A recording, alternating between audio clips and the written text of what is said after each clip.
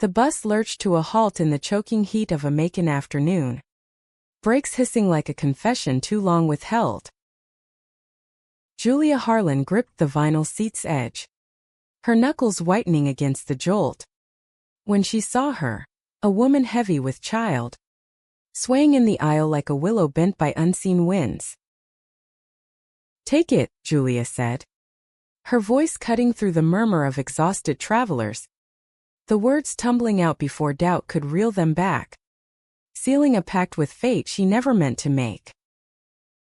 In that instant, as the stranger's grateful eyes met hers, deep brown pools flecked with gold, holding stories Julia could only guess at, the world tilted. It was not the act of kindness that appended her, but the brush of fingers as the woman eased past, a fleeting warmth that lingered like the first note of a forbidden melody. Julia sank to the floor by the luggage rack, the metal grid biting into her palms, and wondered if mercy was just another word for unraveling. The Greyhound rattled onward through the pine-scented sprawl of Georgia, the kind of landscape where kudzu choked the old rail fences and secrets festered in the red clay soil. Julia Harlan stared out the smeared window, watching billboards for Jesus Saves fade into the rearview of her life.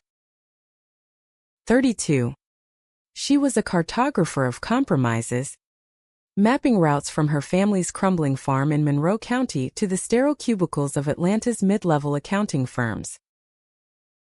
Her days blurred into spreadsheets and coffee runs, nights into the hollow echo of her rented shotgun house on the outskirts of the city. She had learned early to fold her truths into neat corners, like the laundry she starched just so for Sunday services back home. Her mother, Etta, still wrote letters on that yellowed stationery, the ink bleeding slightly from the humidity, reminding Julia of the pew she should occupy, the husband she should court. "The Lord don't make mistakes, darlin'. But we sure do when we stray." Julia burned those letters in the sink sometimes, watching the flames lick up words like accusations. She was the good daughter, the one who sent checks for the roof repairs, who nodded along at Thanksgiving when Uncle Roy railed against the sodomites ruining the county. But in the quiet hours, when the city lights bled orange across her ceiling, Julia traced the curve of her own loneliness with fingertips that remembered softer touches, touches she dared not name. The stranger shifted in the seat Julia had surrendered, her belly a gentle swell under a faded sundress patterned with wildflowers. She couldn't have been more than 28, with hair the color of autumn chestnuts pulled into a loose braid that escaped in tendrils around her temples. Julia stole glances from her perch on the floor, the bus's vibration humming through her bones like a distant thunder. The woman's name was Savannah Reed, though Julia wouldn't learn that until the driver barked it over the intercom during a rest stop in Augusta, something about a ticket mix-up that had Savannah fumbling for her wallet, her free hand cradling the curve of her abdomen protectively. By then, the bus had emptied into the fluorescent glare of a Shell station, the air thick with diesel fumes and the sizzle of overcooked hot dogs. Julia lingered in the shadows of the parking lot, pretending to check her phone, but her eyes kept drifting to Savannah, who stood by the payphone, one hip cocked against its rusted frame.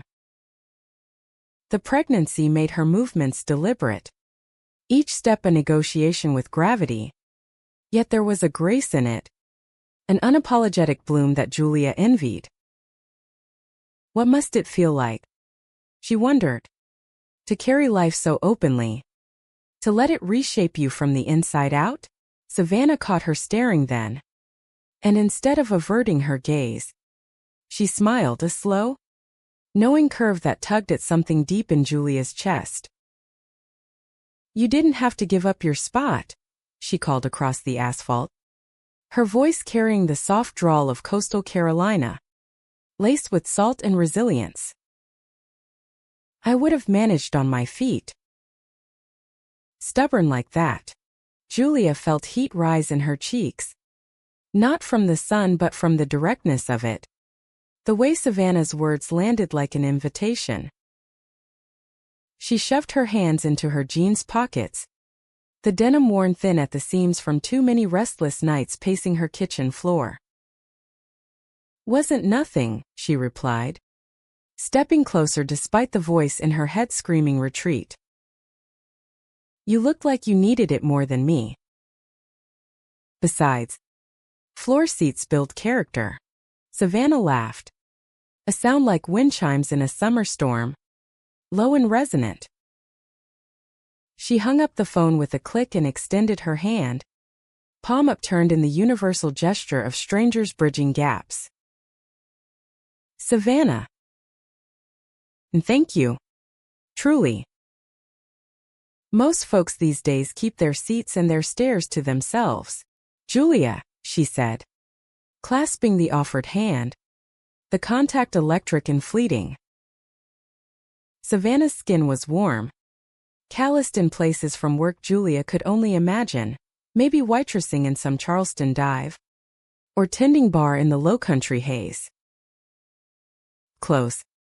The woman's eyes held flecks of amber, and a faint freckle bridged the bridge of her nose, like a constellation Julia wanted to chart. But it was the swell of her belly that commanded attention, a quiet testament to choices made in defiance of odds. They talked then, words spilling like rain off an eave as the other passengers trickled back aboard. Savannah was headed to Portland, Oregon, chasing a fresh start after her family's Bible Belt stranglehold proved too tight. "The baby's father? A ghost," she said with a wry twist of her lips. "The kind that vanishes quicker than moonshine at a hoedown." Julia nodded, recognizing the echo of her own omissions. The way she spoke of her job without mentioning the rainbow flag tucked in her glove compartment, the one she flew only in Atlanta's hidden corners. As the bus groaned back to life, Julia reclaimed a spot on the floor, but Savannah patted the seat beside her. "Plenty of room now that I've sprawled out. Come on up, unless you really are into character building." Julia hesitated, the old instincts warring with a pull she hadn't felt since college. That stolen weekend in Athens with a sorority girl whose name she still whispered in dreams. She climbed up, their shoulders brushing in the narrow space, and for the next 100 miles, they traded stories like contraband. Savannah spoke of her grandmother's farm in the Lowcountry, the gnarled oaks draped in Spanish moss that whispered ghosts of Gullah tales. She was a painter by trade, or aspired to be, her canvases back home capturing the bruised purples of marsh sunsets and the fierce greens of tidal creeks. The pregnancy had sidelined her brushes, but not her fire. She planned to hole up in a co-op in Portland, teach art to at-risk kids, turn her exile into something sacred. Julia listened, mesmerized by the rhythm of her voice, the way it wove vulnerability with steel.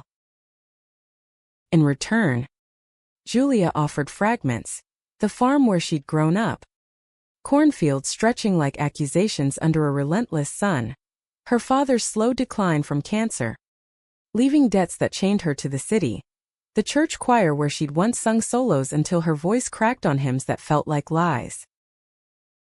By nightfall, as the bus crossed into Alabama's panhandle, the conversation lulled into a comfortable silence, broken only by the hum of tires on blacktop. Savannah dozed against the window, her head lolling at an angle that exposed the vulnerable line of her throat, and Julia fought the urge to trace it with her gaze. Instead, she pulled a threadbare blanket from her backpack and draped it over the woman's lap, the gesture intimate in its anonymity.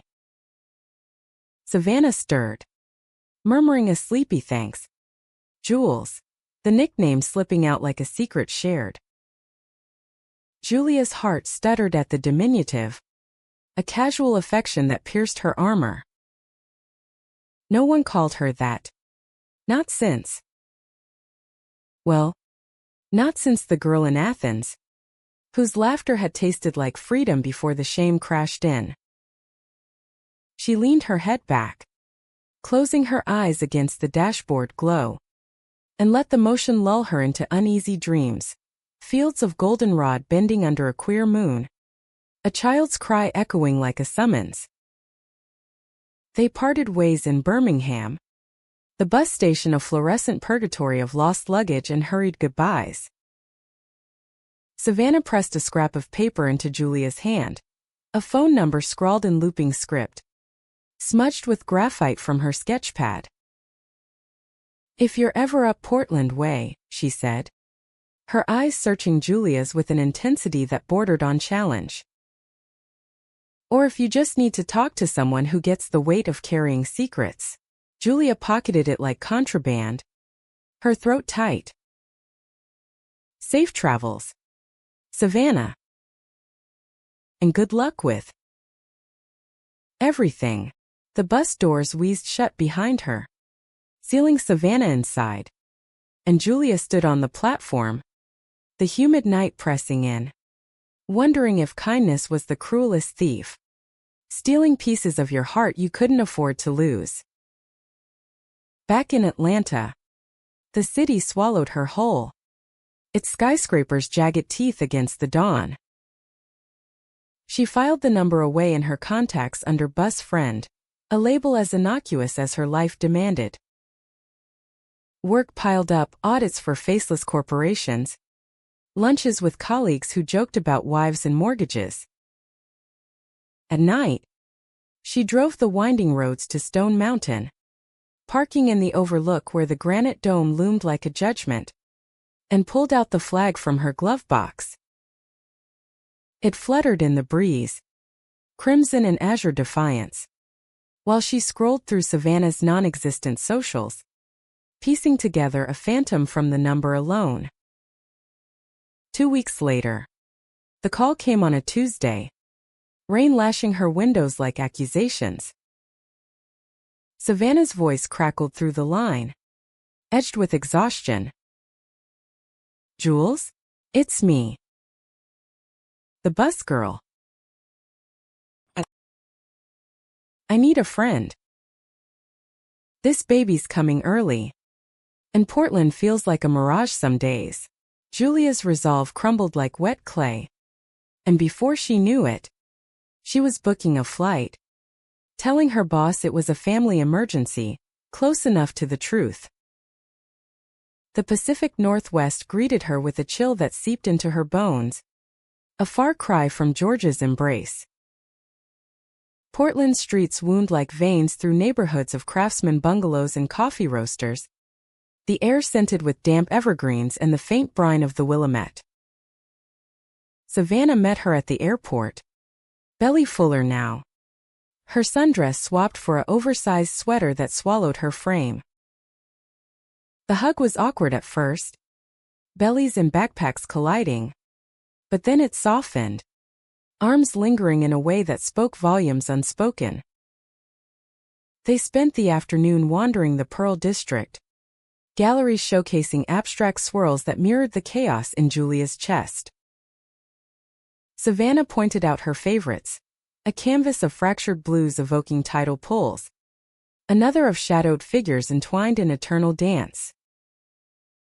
"Art's the only place I let the truth bleed out," she confessed over chai lattes in a corner cafe, steam curling between them like smoke signals. Julia nodded. Her own truths lodged like thorns, the ex-fiancé she'd invented for her mother's peace of mind, the bar in Midtown where she'd kissed a woman under strobe lights, only to flee before dawn. That evening, in Savannah's cramped studio apartment above a bookstore, walls papered with sketches, the air thick with turpentine and thyme from the kitchen herb garden, the first crack appeared. They shared takeout from a Thai place down the block, pad see ew tangled on paper plates, when Savannah's hand brushed Julia's across the table. Time suspended. The room narrowing to that point of contact. Pulse points syncing like metronomes. Julia pulled away first, mumbling about jet lag. But the seed was planted, burrowing deep. The labor started 3 days later. A midnight frenzy of contractions that bent Savannah double on the worn Persian rug. Julia drove her to the hospital in a borrowed Subaru. Knuckles white on the wheel. Rain-slicked streets blurring into impressionist streaks. In the delivery room, amid the beeps and sterile white, Julia held Savannah's hand through the pushes, whispering encouragements borrowed from her mother's birthing stories, twisted now into something purer. The baby emerged with a wail that shattered the fluorescent hum. A girl. Tiny and fierce, with tufts of chestnut hair and eyes that opened to the world like cautious blooms. They named her Ellis, after the island where immigrants once shed old skins, and in that naming, Julia felt the first tremor of transformation. Holding Ellis against her chest that first night, swaddled in hospital flannel, Savannah asleep in the bed beside her, Julia rocked the bundle gently, inhaling the milky scent of new life. The weight was foreign yet fitting, a counterpoint to the void she'd carried so long. Outside, Portland's fog rolled in from the river, muffling the city's pulse, and Julia allowed herself to imagine a triad bound not by blood, but by choices bolder than biology. Weeks blurred into a rhythm of feedings and midnight colics, the apartment transforming into a cocoon of burp cloths and half-finished canvases.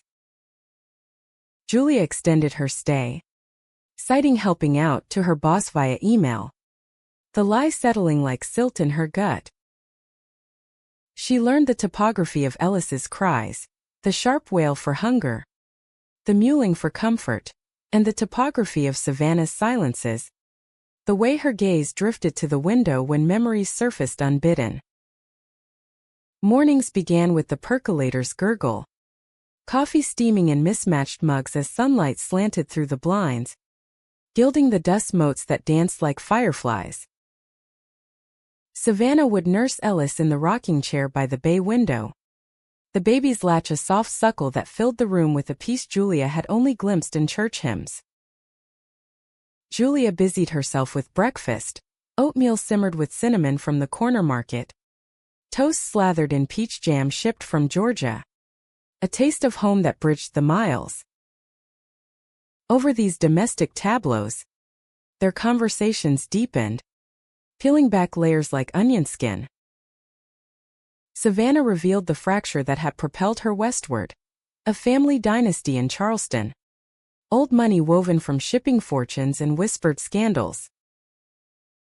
Her father, Harlan Reed, no relation to Julia's kin, thank God, a state senator with a smile like polished mahogany, and a temper forged in the fires of Prohibition-era bootlegging tales.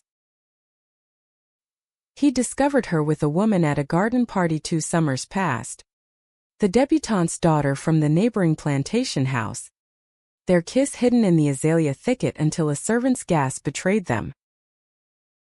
"The look on his face," Savannah said one afternoon, Ellis dozing in her arms as they sat on the fire escape, the city humming below like a distant hive. Not anger. Exactly. Disappointment. Like I'd shattered some heirloom he thought unbreakable. Julia listened, her own betrayals rising like bile, the engagement ring she'd accepted from Tommy Whitaker at 25. A Monroe County boy with calloused hands and eyes that never quite saw her. It had lasted 6 months, ended in a quiet annulment. But the whispers lingered, "Julia's too picky," they'd say at the feed store, never guessing the truth. In Portland, away from those prying eyes, Julia felt the chrysalis crack. Evenings found them walking the waterfront esplanade, Ellis bundled in a sling against Savannah's chest, the Willamette's waters lapping at pilings like confessions. They spoke of desires deferred, Savannah's dream of a gallery show, Julia's unspoken yearning for a life unscripted. One twilight, as the bridges arched golden against the sky, Savannah stopped mid-stride, turning to Julia with eyes shadowed by the brim of her sun hat. You ever wonder what it would be like if we didn't have to hide? Here could be more than borrowed time. The question hung between them, heavy as the river's fog. Julia's breath caught, her mind flashing to the bus. That first brush of hands. She wanted to say yes, to lean in and taste the possibility on Savannah's lips. But the specter of Monroe loomed, Etta's frail hands clutching her Bible, Uncle Roy's sermons on Sodom's fall. Every day, she whispered instead. The admission a bridge extended into the void. Their first kiss came unannounced. A week later, in the dim glow of the apartment's single lamp, Ellis had finally settled after a fussy evening, tucked into her bassinet with a mobile of paper cranes spinning lazy circles. Savannah was rinsing bottles in the sink, suds clinging to her forearms like lace, when Julia came up behind her, drawn by the curve of her neck exposed in the low light. It was meant to be a touch on the shoulder, a thank you for the laughter they'd shared over a botched batch of scones, but momentum carried her forward, lips grazing the shell of Savannah's ear. Savannah turned, water dripping from her hands, and in that suspended breath, their mouths met, tentative at first, then fervent, a dam breaking after seasons of drought. It tasted of salt and yearning, of all the what-ifs they'd buried under politeness. Julia's hands found Savannah's waist, pulling her close.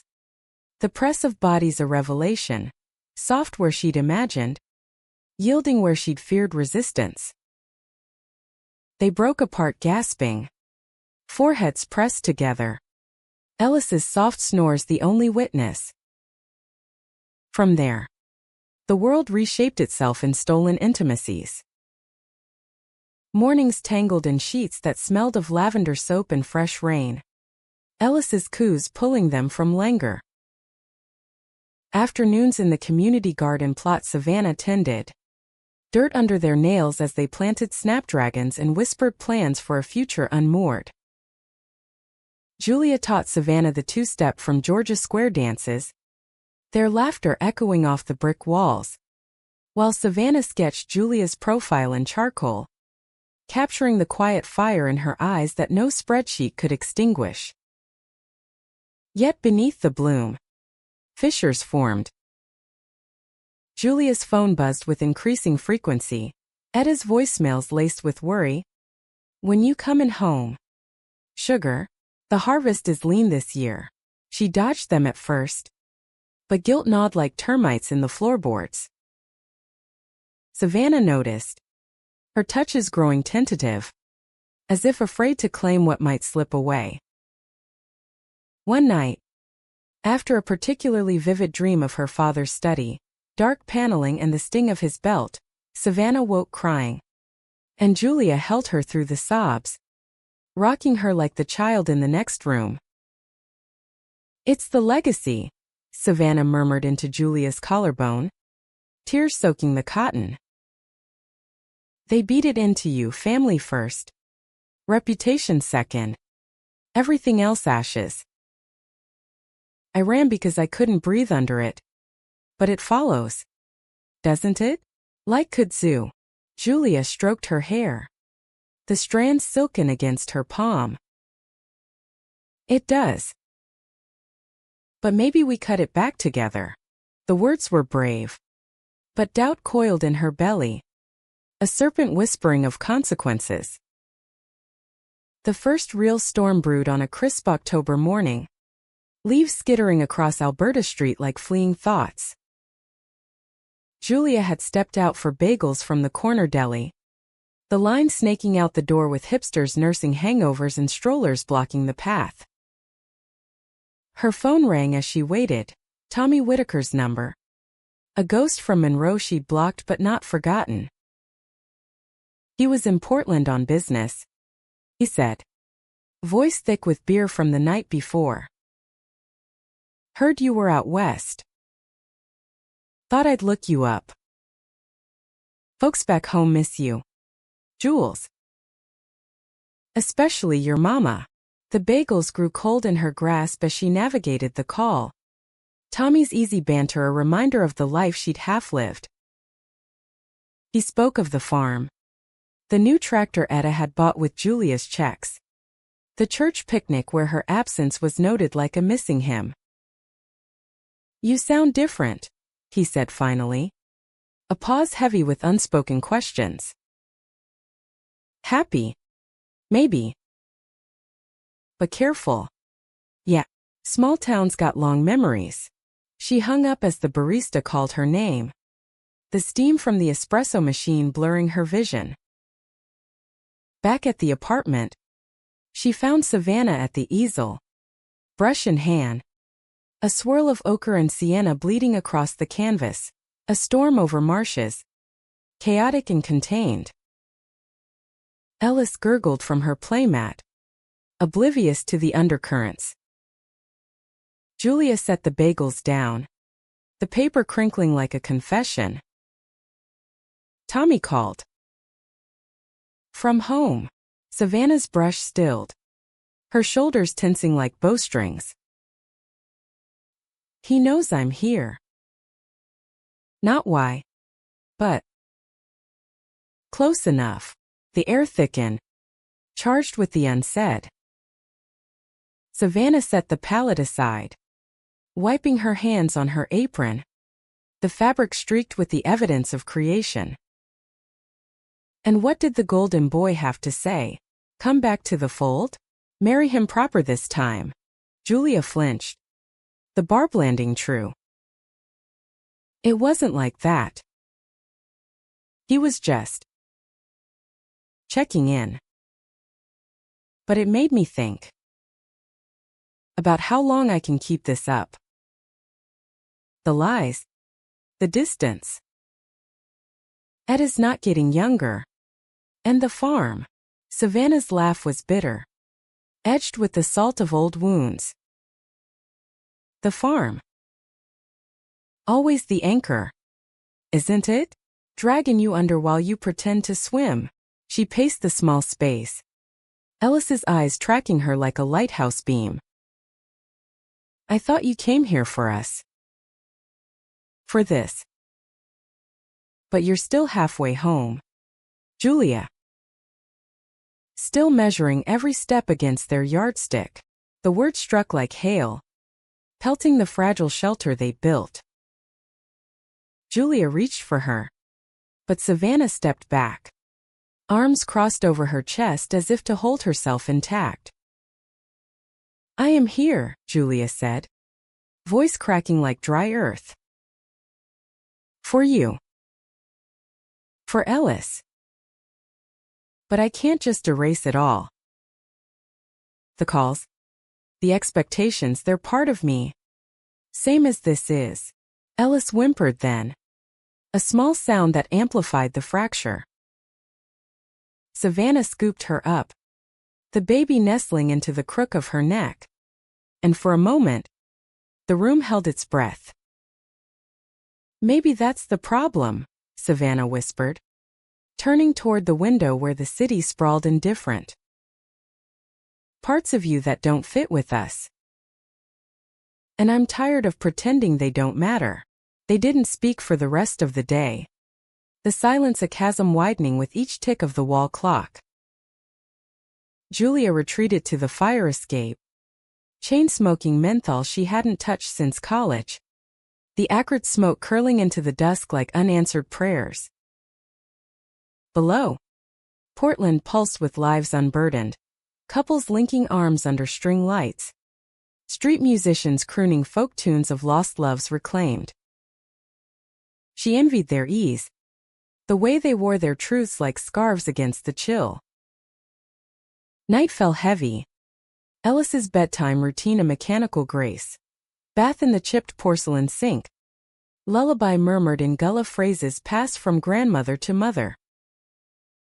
Julia watched from the doorway, aching to bridge the gap. But pride held her tongue. When Savannah finally dimmed the lamp, slipping into bed with a sigh that resonated like a dirge, Julia lay awake beside her, the mattress a fault line between what was and what might be. Dawn brought no resolution, only a tentative truce sealed over cold coffee and strained smiles. They ventured to the Saturday market. Ellis strapped to Savannah's back in a Paisley carrier, the air alive with the tang of smoked salmon and the strum of banjos. Vendors hawked lavender sachets and handmade soaps, their booths a riot of color that masked the undercurrent of Julia's turmoil. Savannah bartered for a bundle of fresh basil, her laughter forced when a potter complimented Ellis's two mamas, the words landing like pebbles in still water. Julia bought a small clay whistle, etched with fern motifs, and blew a tentative note as they wandered the paths lined with maples shedding crimson leaves. The sound warbled, off-key and earnest, drawing a genuine smile from Savannah. Like a lonesome train, she said, linking her arm through Julia's, the gesture a olive branch. Fitting for you, wanderer. They ate tamales wrapped in corn husks, steam rising as they sat on a bench overlooking the river, Ellis gnawing on a teething ring with gummy determination. The normalcy soothed, a balm on raw edges, and by afternoon, the tension had ebbed to a murmur. Back home, as rain pattered against the panes, they made love slowly, rediscovering contours in the gray light, fingers tracing collarbones, lips mapping the landscape of scars both visible and veiled. But the call from Etta came that evening, insistent as a summer storm. Julia answered in the kitchen, voice low to not wake the others. "Baby girl, I need you," her mother rasped, the line crackling with distance. "Uncle Roy's taken ill heart, they say. And the farm? It's fallen apart without you here to hold it steady." Julia's stomach nodded, visions of rusted gates and overgrown furrows flashing like lightning. "I'll come," she promised, the words tasting of rust. Soon, hanging up, she found Savannah in the doorway, Ellis balanced on her hip, eyes dark with the knowledge of tempests past. "Go if you must," Savannah said, voice steady as the Willamette's current. "But come back whole, Julia. Or don't come back at all." The ultimatum lingered like smoke. And as Julia packed her bag that night, folding flannel shirts with mechanical precision, she wondered if love was the ultimate betrayal of self, of the fragile empires we build from dust. The flight back to Atlanta was a descent into familiarity's grip, the plane banking over cumulonimbus towers that mirrored the storm in Julia's chest. She landed in the humid haze of Hartsfield-Jackson, the air conditioner blasting recycled chill against skin still acclimated to Portland's mist. Renting a car at the Hertz counter, a nondescript sedan with that new plastic smell, she merged onto a 75 southbound, the highway a ribbon unspooling toward Monroe's embrace. The farm appeared at dusk, silos silhouetted against a sky-bruised purple, the gravel drive crunching under tires like brittle bones. Etta waited on the porch, her figure diminished by the years, apron dusted with flour from biscuits she baked in anticipation. "My girl," she murmured, enveloping Julia in a hug that smelled of talcum and regret. Uncle Roy was inside, propped in the recliner with oxygen tubes snaking from his nostrils. His cough a ragged symphony. "Cancer," he wheezed when she knelt beside him. The word a specter from her father's grave. "Lung." "From the smokes, they reckon." Julia spent the next days in a blur of caregiving. Broth simmered on the gas stove. Pills portioned into pillboxes. Fields surveyed for the foreman who'd quit last spring. The house creaked with memories, her childhood bedroom unchanged. Posters of country singers yellowing on the walls. The quilt her grandmother stitched now threadbare at the edges. Night. She lay in the twin bed, staring at the sloped ceiling. Savannah's texts glowing on her phone like distant stars. Ellis misses her auntie. "So do I," Julia replied with photos of the harvest moon rising over the barn. Captions evasive, holding steady. Monroe unfolded around her like a well-worn script. The diner on Main Street served the same greasy hash browns. The waitress, Lila May, who'd been in Julia's Sunday school class, gossiping about the mayor's affair with the librarian. Church on Sunday was a gauntlet. Pastor Hale's sermon on Proverbs 31. The virtuous woman. His eyes lingering on Julia as if divining her unworthiness. She sang the hymns wrote, her voice blending into the chorus. But inside, dissonance reigned, verses clashing with the memory of Savannah's breath on her neck. Tommy appeared on the third day, ambling up the drive in his pickup, toolbox rattling in the bed. "Heard you were back," he said, tipping his cap, the gesture as predictable as the rain. He fixed the loose shutter on the porch, muscles flexing under his flannel in a display Julia once found reassuring. "Over sweet tea on the glider," he probed gently. "West Coast treating you right? You look rested." She deflected with talk of audits and traffic. But his gaze sharpened, catching the locket she wore now, a silver oval engraved with E for Ellis, a talisman from Savannah. "You're different, Jules," he said finally, setting his glass down with a clink. "Like you found your sea legs. But careful, the tide pulls hard here." The warning echoed Savannah's, a convergence that unsettled her. That night, alone in the kitchen after Etta retired, Julia called Portland, the line humming with 3,000 miles of separation. Savannah answered on the second ring, Ellis's babble in the background like a soundtrack to their ache. "Roy's worse," Julia said, voice thick. "And the farm, it's like quicksand. Every step sinks me deeper." Savannah's silence stretched, then softened. "Then swim, love. Or let it go. But decide soon." Ellis is crawling now, pulling books from the shelves. She needs stability, not shadows. The conversation veered to lighter currents, the co-op's latest exhibit, a mural Julia had inspired with her tales of Georgia pines. Laughter bridged the gap. But when Julia confessed the locket, Savannah's tone shifted, tender and fierce. "Wear it proud. It's yours, same as we are."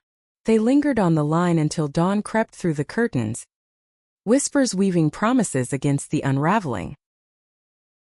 Roy passed a week later. The funeral a somber parade through the Baptist cemetery, headstones tilting like weary sentinels. The wake filled the fellowship hall with casseroles and condolences, neighbors pressing Julia's hand with murmurs of, "He was a good man. Rest his soul." Etta leaned on her arm, frail as tissue, whispering, "You're all I got now, darlin'. Don't leave me like your daddy did." The weight settled like lead, and Julia nodded, the liar reflex. In the quiet aftermath, with the house echoing emptier, Julia drove to the old swimming hole off County Road 12, the place where she'd first kissed a girl under the weeping willow, Katie Lou. Summer of '98. Their experimentation cut short by a passing truck's headlights. The water was still now, reflecting oaks that had thickened with time. She stripped to her undershirt and waded in, the chill shocking her system, forcing clarity. Floating on her back, stars pricking the twilight, she texted Savannah, "I choose you." Coming home, Portland welcomed her back with a downpour, the airport shuttle splashing through puddles that mirrored her resolve. Savannah met her at the door, Ellis toddling forward on unsteady legs, arms outstretched. The embrace was a homecoming, Julia lifting the child, inhaling her powdery scent, while Savannah's kiss claimed her lips with the hunger of absence. "Welcome back, wanderer," she breathed, and in that moment, the world aligned. They rebuilt in increments, the apartment expanding to include Julia's touch, a bookshelf for her dog-eared Steinbecks, a radio tuned to bluegrass stations that evoked Monroe without the chains. Julia found remote work with a firm in Seattle, audits conducted via video calls that afforded her mornings in the garden, hands in soil beside Savannah's. Ellis called her Jew, the approximation a melody that melted reservations. Yet the idyll fractured subtly, cracks widening under pressure.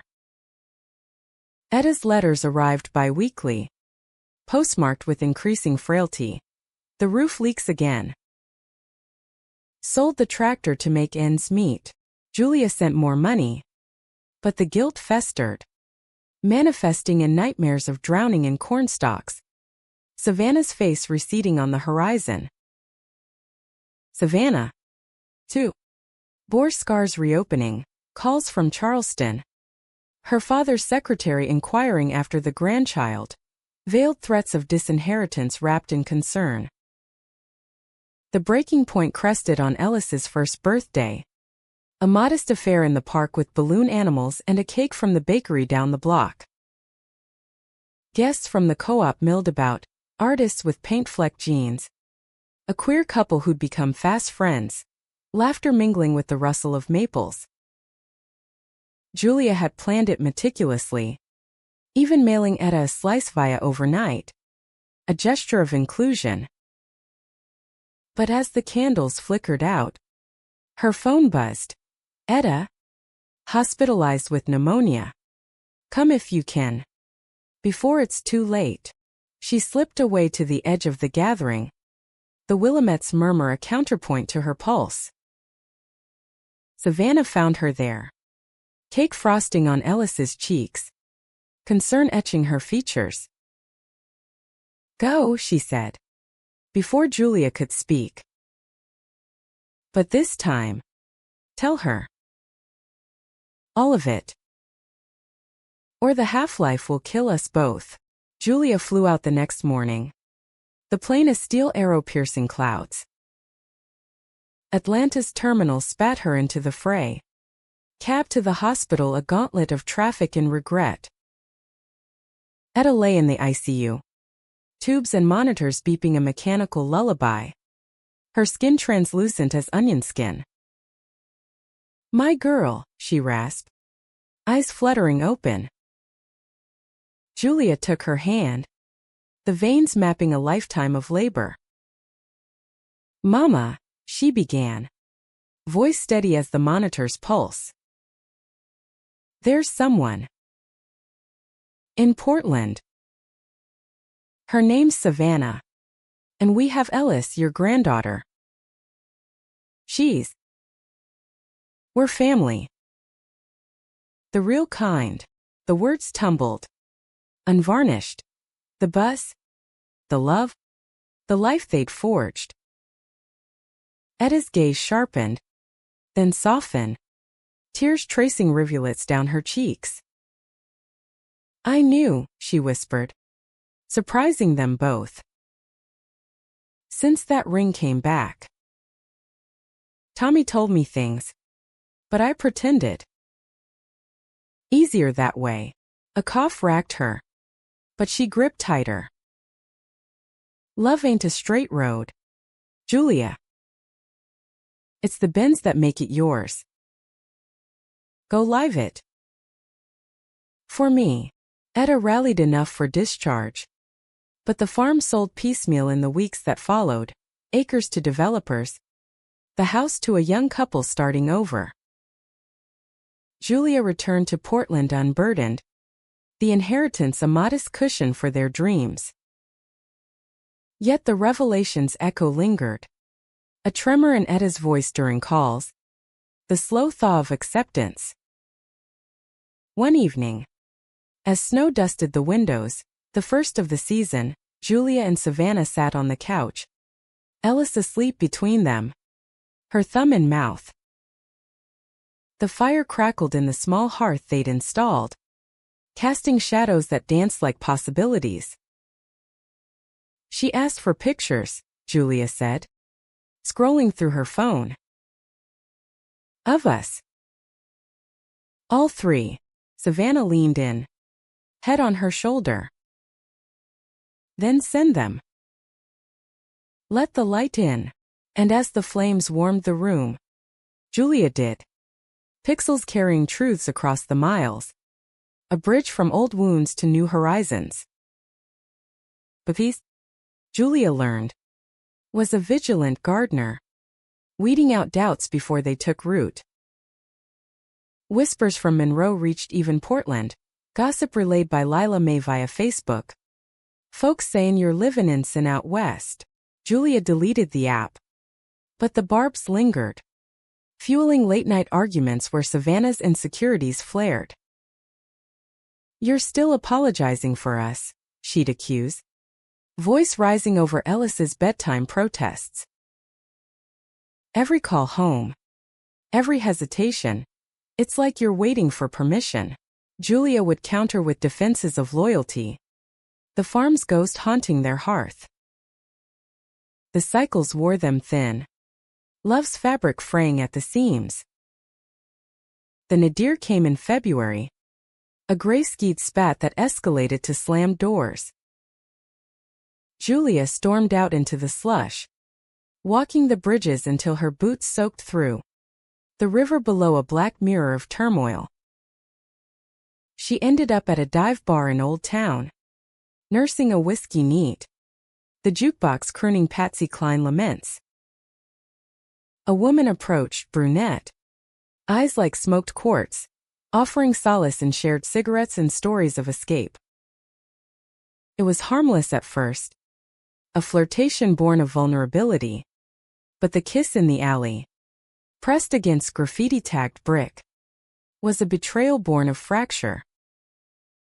Julia pulled away, shame flooding her like the rising tide, and fled back to the apartment as dawn broke, the key trembling in the lock. Savannah waited in the kitchen, coffee perking like an accusation.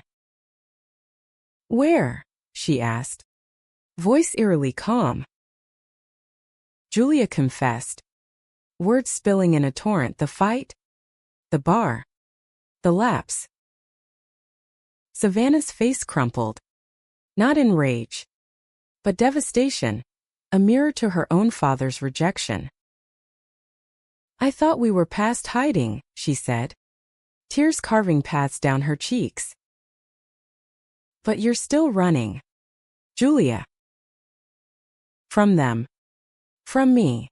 Ellis woke then, cries piercing the dawn, and in the chaos of comfort, they held each other through the wreckage, apologies whispered over sippy cups, forgiveness sought in the small acts of survival. It was a reckoning, raw and necessary, stripping illusions to reveal the core. Love as choice, renewed daily against the entropy of fear. Spring unfurled in Portland like a hesitant confession.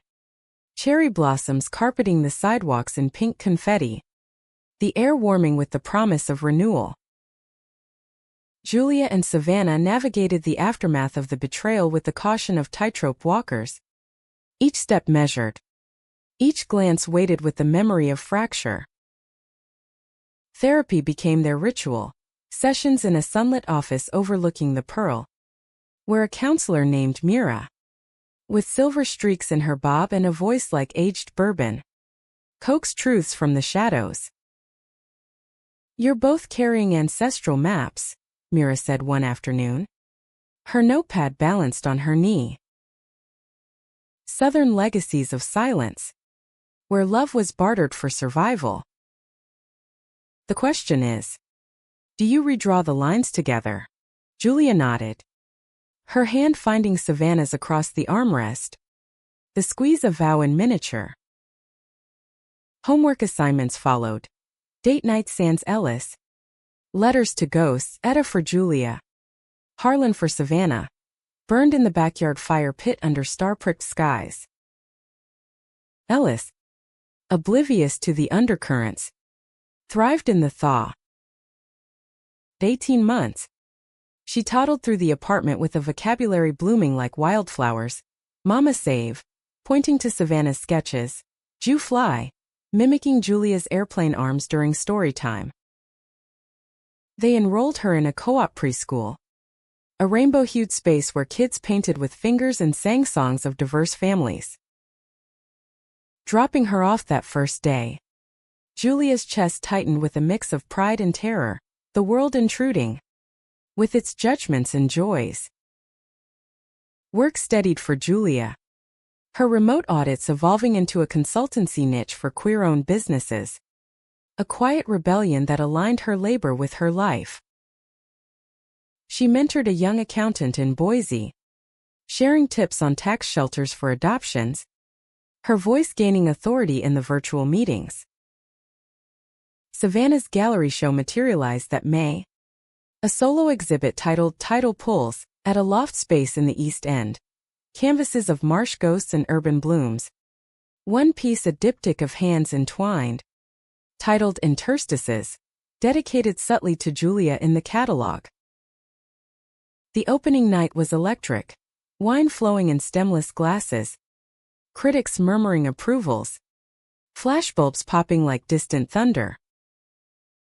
Julia arrived in a borrowed dress, emerald silk that hugged without confining, Ellis perched on her hip in a frothy tutu. Savannah, radiant in a jumpsuit of midnight blue, pulled them into the fray, introducing Julia as my partner, the one who keeps the lights on. The word landed like a stone in still water, ripples of acceptance spreading through the crowd. Etta's package arrived mid-show. FedEx priority, a quilt square stitched with Ellis's name in crosshatch, accompanied by a note in her mother's looping script. For the little one. And for you, warmth against the cold. Julia read it aloud to Savannah in a quiet corner, tears blurring the ink. She's trying, she said, folding the fabric like a talisman. Savannah kissed her temple, whispering, so are we. Summer deepened the bond, road trips etching memories into the calendar. They drove the Oregon coast in a rattling VW van borrowed from the co-op, Ellis strapped in the back with sippy cup and stuffed orca. Stops at Cannon Beach yielded sandcastles toppled by waves, Julia chasing the child through foam while Savannah sketched the monoliths of Haystack Rock, sea stacks rising like ancient guardians. Evenings around driftwood fires, marshmallows toasting to golden, stories swapped under constellations sharper than George's. One night in Newport, as the Pacific crashed symphonies against the shore, they made love in the camper's loft, the van rocking gently with the tide. Julia traced the stretch marks on Savannah's abdomen, silver rivers from Ellis's passage, with lips and fingers, honoring the body's map of miracles. You're my compass, she murmured into the salt-kissed skin. And Savannah's response was a gasp. A arch. A surrender that bound them tighter than vows. Back in Portland, community wove them in.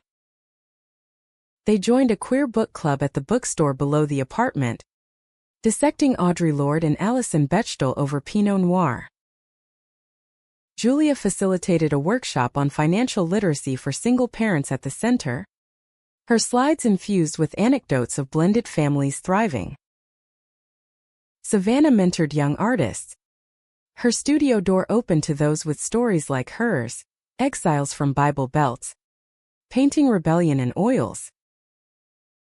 Yet the past's tendrils persisted, subtle as kudzu. A letter from Charleston's lawyers arrived in August. Harlan Reed's seal embossed like a brand. Offers of reconciliation contingent on reparative steps. Code for Savannah returning to the fold. Baby in tow. She burned it in the sink, flames devouring the legalese. But the ash lingered in her eyes. He thinks money erases us, she said. Voice hollow. Julia held her through the night, rocking as if soothing Ellis, murmuring, "It doesn't." "We do." Julia's own ghost stirred when Etta announced a visit, flying out for Ellis's second birthday.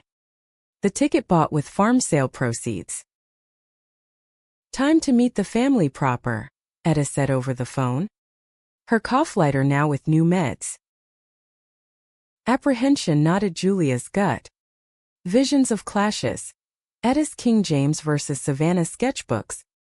Hymns against folk tunes. They prepared meticulously. Bed made up in the spare room. Menu planned with collards and cornbread to ease the transition. Etta arrived at PDX on a blustery October morn. Her suitcase wheeled by a porter. Eyes wide at the terminal's bustle. The drive home wound through craft breweries and food carts. Etta commenting on the fancy victuals, with a mix of awe and reserve. At the apartment, Ellis greeted her with squeals, tugging at the hem of her cardigan. "Gamma," she declared, the title sticking like honey. The days unfolded in tentative harmony. Etta rocked Ellis on the glider, humming Amazing Grace that softened into lullabies. She helped in the kitchen, her hand steady on biscuit dough, sharing recipes from Monroe while Savannah recounted lowcountry boils.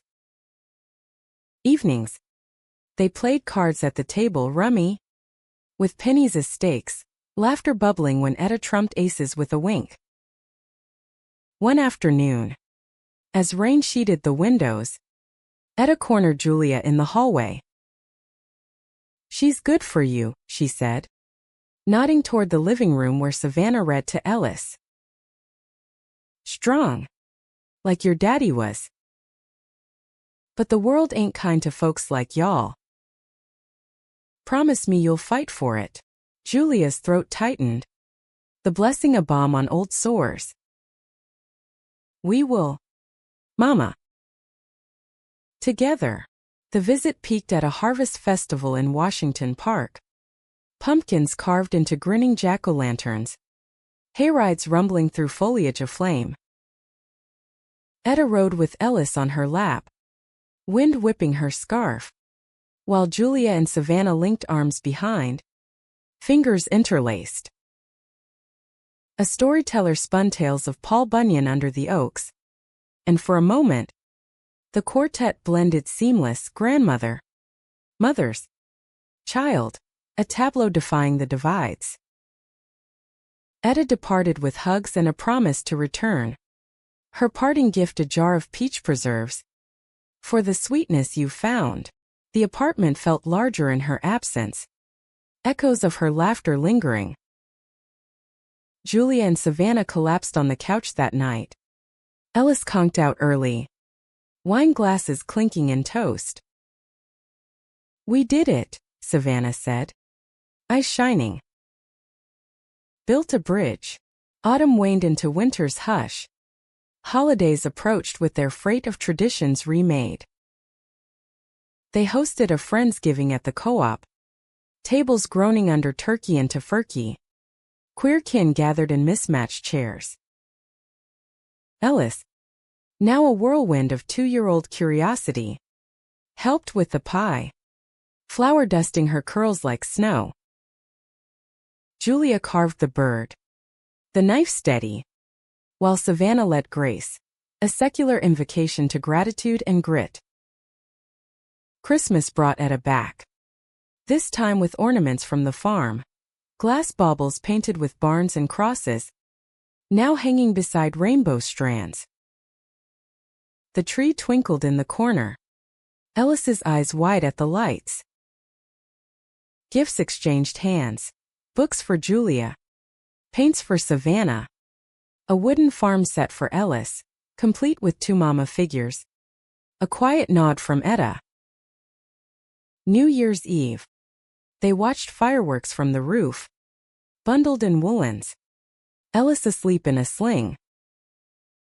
As bursts painted the sky in electric blooms, Julia pulled Savannah close, whispering resolutions into her ear. More art. More audits for good. More us.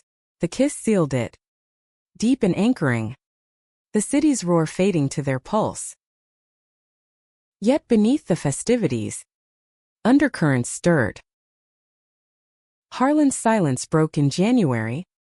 A courier delivering papers to Savannah's studio, custody petition, alleging unfit environment for Ellis. Affidavits from Charleston busybodies citing Portland's deviance. The blow landed like a nor'easter. Savannah white-knuckling the documents, Julia's arm around her as the lawyer's office loomed. They fought back methodically, character witnesses from the co-op, Julia's financials proving stability, Myra's letter affirming their bond.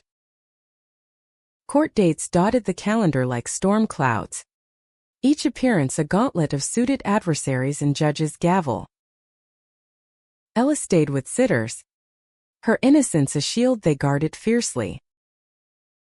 The climax unfolded in a stark courtroom, fluorescent lights buzzing like judgments. Harlan testified via video, his face a mask of paternal concern, words laced with scripture and legacy. "She's my blood," he intoned, eyes on the screen like distant thunder. Savannah countered from the stand, voice steady.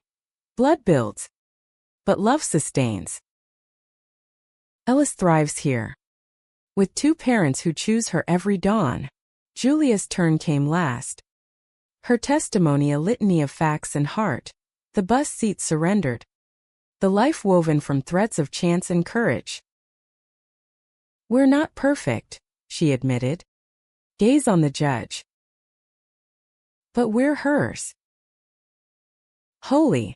The gavel fell weeks later, dismissed, with protective orders against further harassment. Harlan's empire cracked publicly, whispers of his own hypocrisies surfacing in Charleston papers. Savannah wept in the courthouse hall, Julia holding her as victory sank in, Ellis's drawing clutched in her fist, a family of stick figures under a rainbow sun. Spring returned triumphant, blossoms defiant. They planted a garden anew, Ellis knee-deep in soil, naming veggies after relatives redeemed.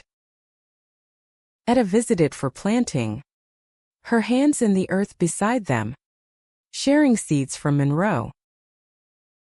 The world, once a cage, expanded, a gallery for Savannah and Seattle, Julia's consultancy branching to Vancouver. Love, they learned, was not absence of storm, but dancing in the rain. The years folded upon themselves like accordion pleats, each season etching deeper grooves of belonging.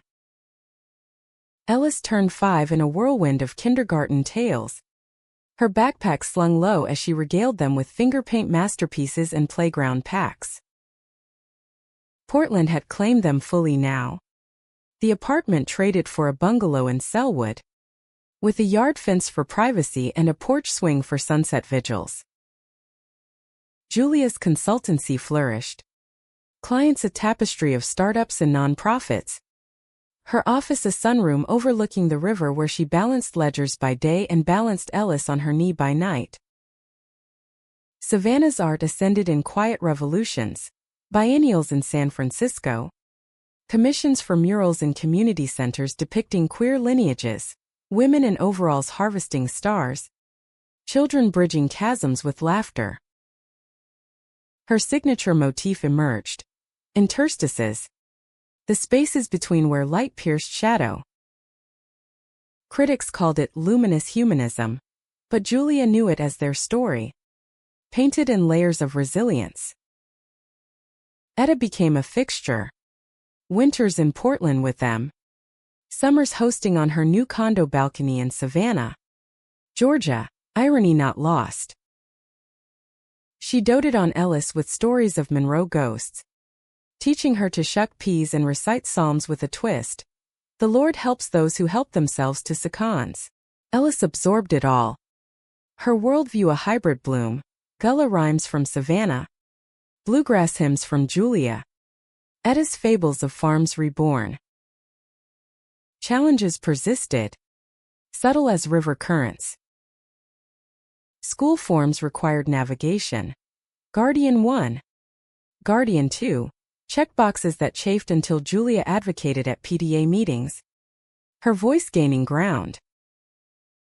Harlan's shadow loomed sporadically, a Christmas card with a check for Ellis, unsigned but unmistakable, fueling therapy check-ins where Mira reminded them, healing is helical, not linear. A pivotal rift surfaced when Ellis, 7, brought home a classmate's taunt. Your family ain't real. The words landed like shrapnel during dinner. Ellis's fork clattering to her plate, eyes brimming. Savannah froze, fork midway, while Julia's instinct was to bundle her close, murmuring, realer than fairy tales. Bean. But later, in the kitchen with suds foaming the sink, Savannah's composure cracked. It's starting, she said, scrubbing a pot with vigor. The world poking holes. What if she resents us for it? Julia dried the dishes, stacking them with deliberate calm. Then we patched them. With truth. Not band-aids. They called Etta that night, her voice a transatlantic anchor. Kids are tougher than we think. Tell her about the bus. Julia, how strangers become kin. The story unfolded bedtime style. The lurching greyhound. The seat surrendered. A baby who rewove fates. Ellis listened, thumb tracing the quilt square. Then declared, I'm glad you gave it up. Yo. Best trade ever. Empowerment followed. Family meetings over pancakes, where Ellis voiced fears, drawing armor on paper shields. They joined a support group at the center. Other parents sharing war stories of bake sales boycotted, holidays hijacked. Bonds formed, picnics in Forest Park, potlucks where recipes swapped like secrets. Julia's midlife milestone hit at 40. A birthday surprise of a road trip east. The three of them, plus Etta, tracing roots to Monroe's remnants. The farm site now a housing development, but the swimming hole endured. Willows thicker, waters clearer.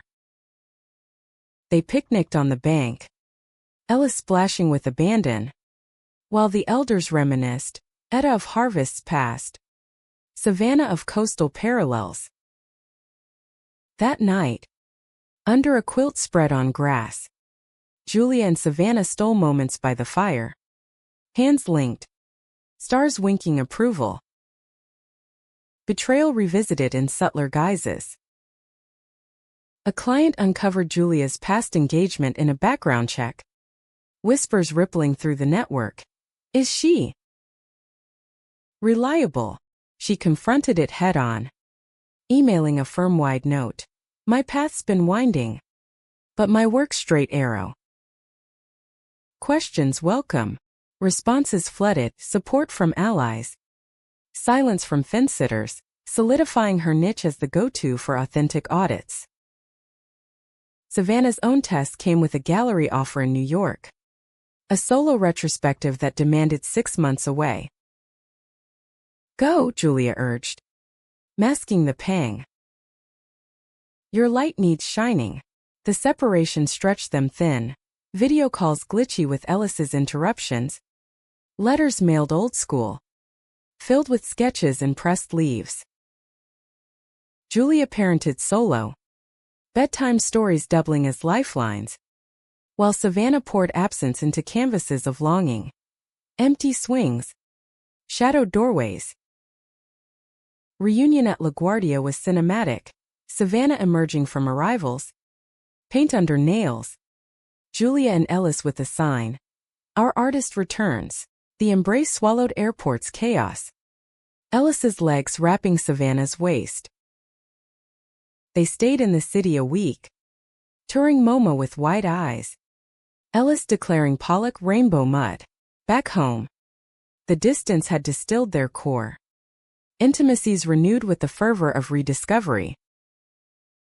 Ellis's adolescence dawned with its tempests. 12. She navigated crushes and cliques, confiding in Julia over late-night cocoa about a girl in art class. With braids like yours, Mama Ju. Guidance flowed gentle. Listen to your heart's compass, not the crowd's map.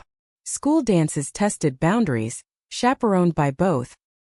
Arms linked defiantly. Bullies tested resilience. But Ellis's retorts, honed on family fireside, silenced most. My family's got more love than your whole block. A deeper wound opened when Harlan resurfaced.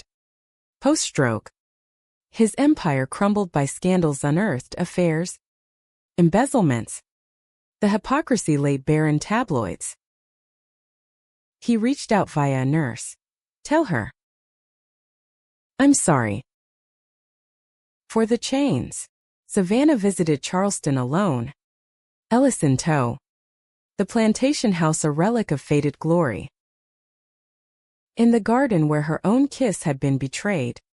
She forgave not for him, but for release. Ellis met her grandfather, she told Julia later.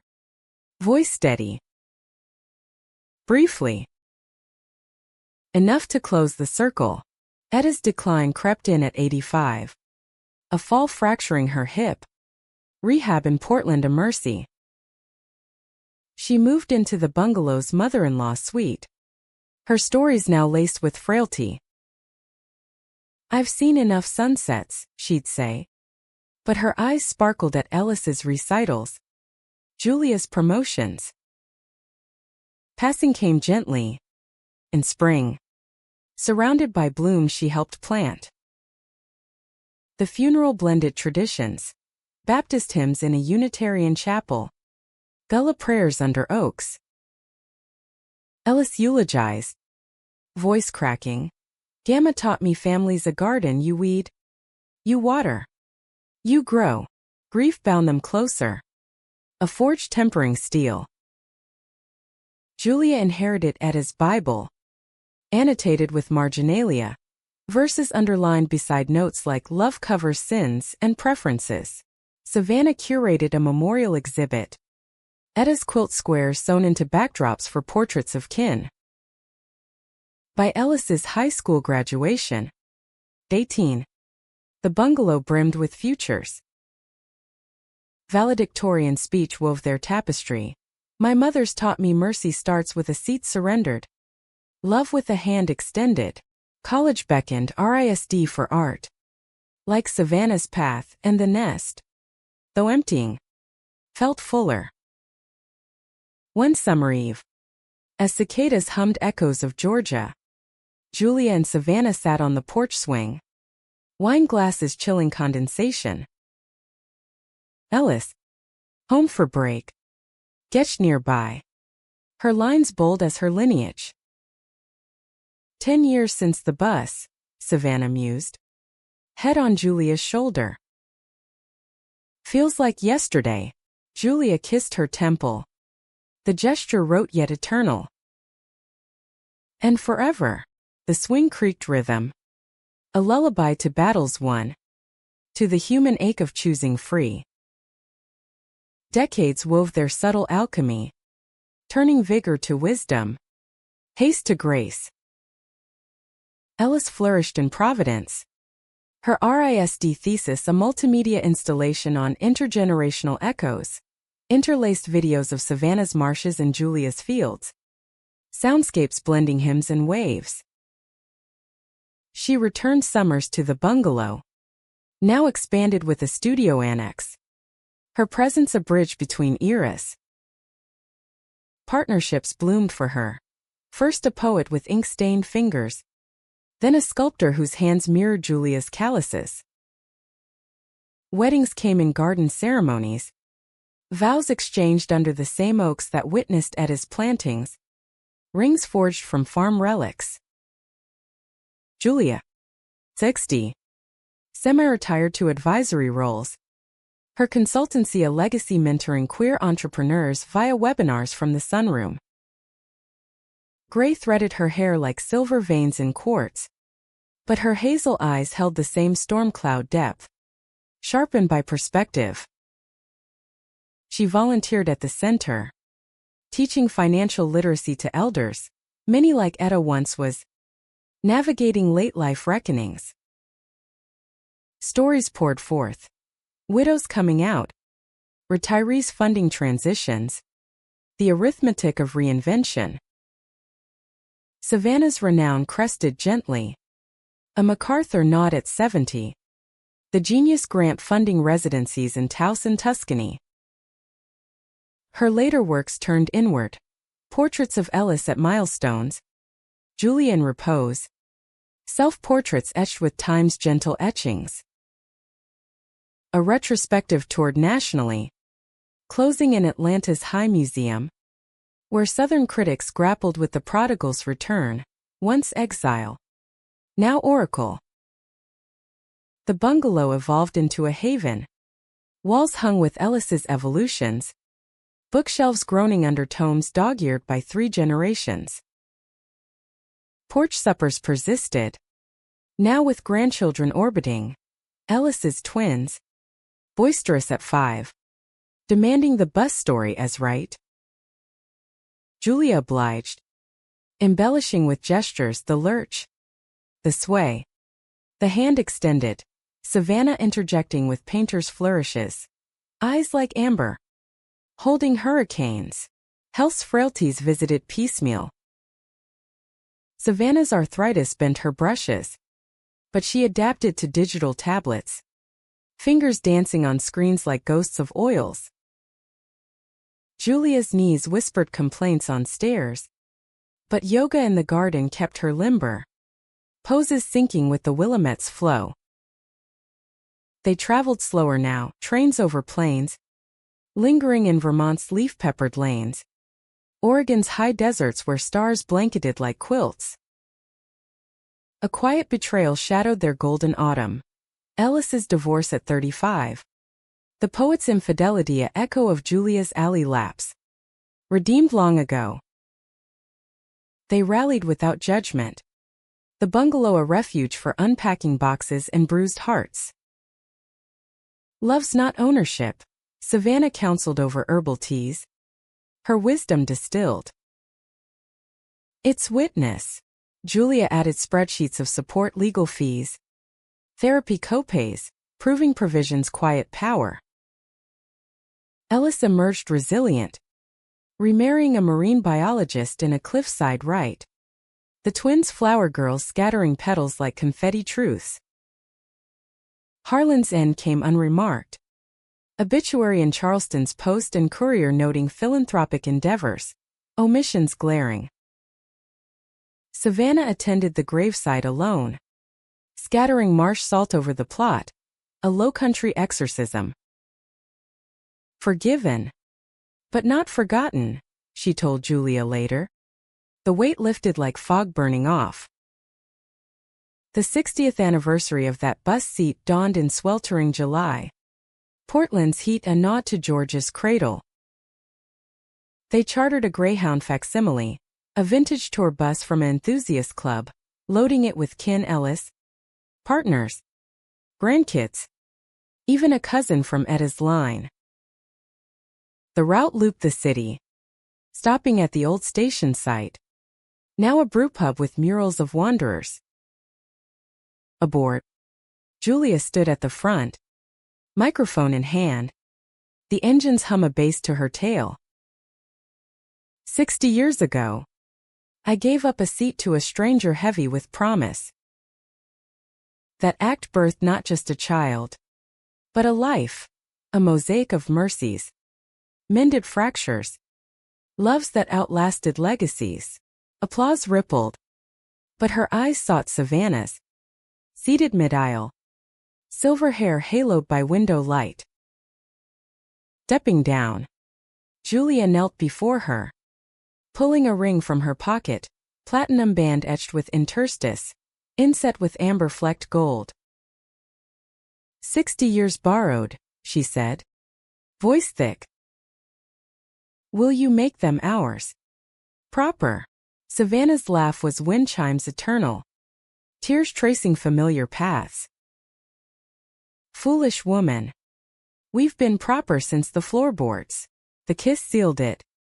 Cheers erupting as grandkids pelted them with confetti, rainbow shreds from Ellis's studio. The ceremony followed at the waterfront, officiated by Mira, now retired but radiant in lavender. Vows echoed the river's murmur, Julia pledging steady as audits, wild as harvests, Savannah vowing colors true. Through every shade, rings exchanged, Ellis's twins bearing the bands on pillows sewn from Etta's quilt. Ringside, a toast with elderflower cordial, toasts weaving threads, Ellis on roots regrown, the cousin on kin reclaimed. Twilight deepened. Lanterns strung like fireflies. A band playing bluegrass fused with gullah beats. Dances swirled. Julia and Savannah's two-step evolved. Knees creaking but steps sure. Grandkids joining in chaotic glee.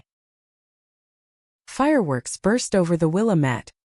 Echoes of New Year's past. Painting faces in bursts of memory. Later, as embers cooled, Julia and Savannah slipped to the esplanade. Hands clasped. The city a distant hum. That baby changed everything, Julia murmured. Head on shoulder. Savannah nodded. Braid loosened by the night. And we're still unfolding her gift. In the bungalow's hush post-revelry. With echoes fading and dawn's first light gilding the kitchen. They brewed coffee in the percolator's familiar gurgle. Ellis lingered. Twins asleep upstairs. Sharing slices of anniversary cake. Peach jam filling. Etta's recipe. Laughter flowed. Stories recirculated. The bus tale now legend. Julia watched them, daughter's knowing smile. Granddaughter's sleepy yawns, and felt the arc complete. From solitary passenger to matriarch of mercies. Society's standards. Once chains. Now footnotes in a narrative of defiance. Betrayals transmuted to teachers. Pressures to propellants. Prejudices to prompts for deeper humanity. As the sun crested, spilling gold across the table, Savannah raised her mug. To seats surrendered. Lives reclaimed. They clinked. The sound a chime against eternity. And Julia knew. The baby hadn't just changed her life. She'd illuminated it. A beacon through the bins. Proving love's ultimate rebellion. Choosing holy. Again and again. In the years remaining, they gardened slower. Stories swapped on the swing. Grandkids inheriting the lore. Julia passed first, quietly in sleep. Savannah beside her, hand in hand. Ellis found the journal under the pillow, pages chronicling the bus, the baby, the boundless in-betweens. For the next wanderers, it ended. Remember, mercy moves mountains. Savannah lived to 92. Painting till the end. Her final canvas a triptych. Julia's hazel gaze. Ellis's bold lines. The twins' uncharted futures. Buried under the oaks. Beside Julia. Her stone-red title witness. Ellis scattered the ashes with family. The wind carrying them to the river, where currents converged. The bungalow endured. Gifted to the center, a haven for new families forging paths. On quiet afternoons, visitors would sit the porch, hearing echoes of laughter, feeling the pull of unseen hands. And somewhere, in the interstices of time, a bus rumbled on, a seat waiting for the next act of grace.